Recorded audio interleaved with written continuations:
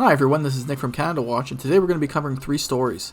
The first is a preview of what to expect in the upcoming Canadian parliamentary session that will get underway next week. The second is new details on an offshore tax haven that's been operating in Canada. And the third is our continuing coverage on the evolution of work in Canada and how the work from home versus work from office debate continues. Our top story is the beginning of our coverage of what to expect in Canada's next parliamentary session, which will get underway next week on November 22nd. Canada's election was on September the 20th.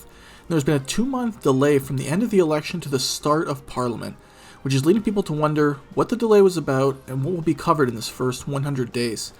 The 100-day mark is something that has been synonymous with various governments as to judging their efficacy and being able to implement their agenda. And the Liberal government has promised more than a dozen initiatives in its first 100 days, and it should be interesting to see if they can cover all this within that short time frame. Based on the current information available, it appears that there will be two main bills that the government will want to get working on right away. The first is a reform of the pandemic programs to implement two new programs that are replacing the existing Canada's Recovery Benefit and the end to the Canada Emergency Wage Subsidy. The first is the Canada Worker Lockdown Benefit, and this will be a benefit that will be available to workers that are subject to a provincial lockdown. The second is the Hardest Hit Business Recovery Program, and this is a program that involves businesses that have been hardest hit and have lost 40% of their revenue year over year.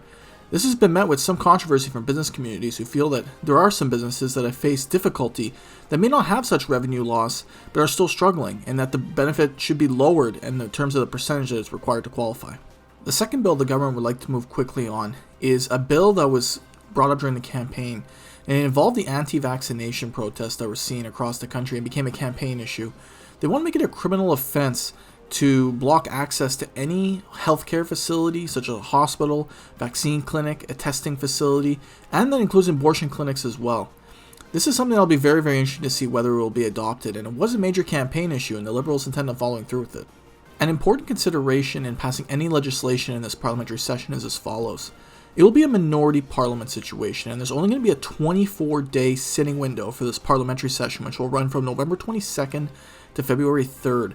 This is a very short time frame, and it is a minority parliament, so they will require another party in order to pass legislation. It is also something that in these situations that opposition parties such as the Conservatives, the NDP, and the Bloc Québécois can stall for time if they disagree with bills by setting up speakers to speak on a given issue during the debate period. It is a tactic that has been used in the past by all parties, and the Conservatives appear ready to use it once again. Another interesting dynamic to keep an eye on in this parliamentary session is the new vaccination rules for MPs that were put in place by the Board of Internal Economy.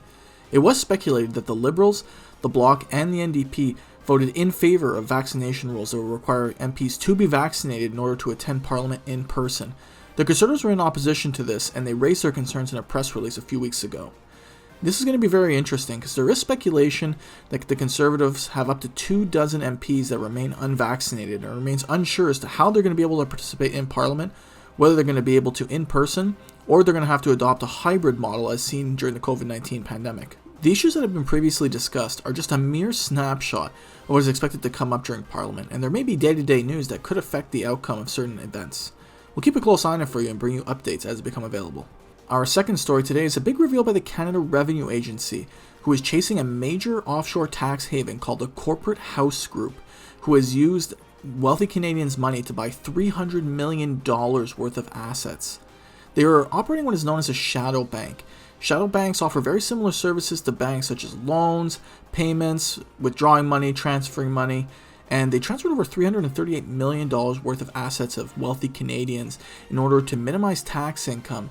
And they had people on their board of directors who were signing for checks without knowing their specific purpose and receiving a cut of the funds. This information was recently revealed in what is known as the Pandora Papers, which was a massive data leak that was showing who's using offshore tax havens and for what purpose. What the Corporate House Group's main function was doing was as follows.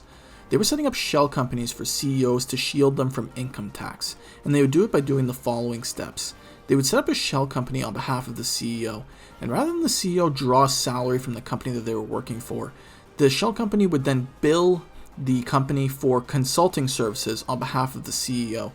This allowed the CEO to be shielded from lots of income tax that they would normally have to pay because they were being paid out through the shell company rather than the company that they were working for.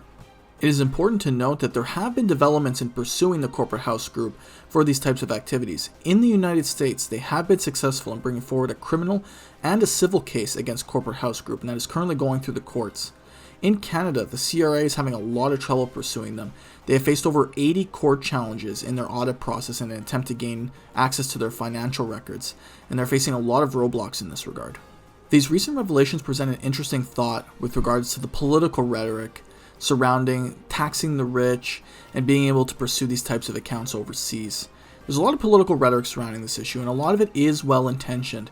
However, it needs to be noted that when trying to pursue these types of things, such as the CRA is doing now, they can run into a lot of financial obstruction, and the current global financial system is set up in a way that it's difficult to trace and track these accounts in a meaningful way, and that without a complete global reframeworking of how this is all done, it may be difficult in order to accomplish these goals.